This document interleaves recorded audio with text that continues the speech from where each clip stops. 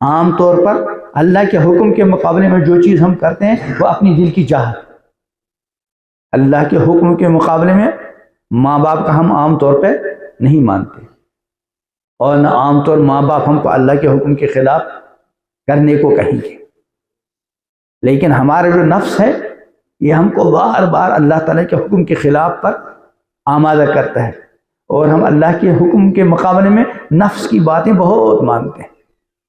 اسی لیے قرآن نے فرمایا، اللہ جل شانہ نے، ارأیت من اتخذ الہہ ہوا، اللہ تم نے اس آدمی کو دیکھا جس نے اپنی خواہش کو اپنا معبود بنایا۔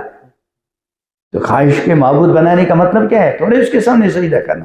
خواہش کے معبود بنانے کا مطلب کیا ہے؟ کہ اللہ کے حکم کے مقابلے میں نفس کی خواہش کو ترجیح دے رہا ہے۔ اللہ نے حکم دیا، قل للمؤمنین یغضوا من ابصارہم، کہو مومن مردوں کو اپنی نگاہ جھکائیں، ویحفظوا فروجہم، وقل للمؤمنات یغضضن من ابصارہن ویحفظن فروجہن، کہو مومن خواتین کو کہ اپنی نگاہ جھکائیں اور اپنی شرمگاہوں کی حفاظت کریں۔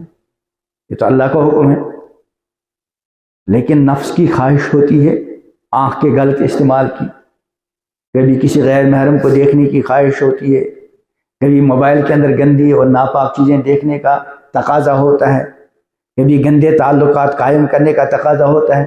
اب اللہ کا حکم تو یہ تھا کہ آنکھوں کی حفاظت کرو اور شرمگاہ کی بھی حفاظت کرو۔ اب ایک بندے نے آنکھوں کی حفاظت کرنے کے بجائے بد نگاہی کے جرم میں مبتلا ہو گیا، گویا کہ اس نے اپنے نفس کی خواہش کو کیا بنایا؟ اپنا معبود۔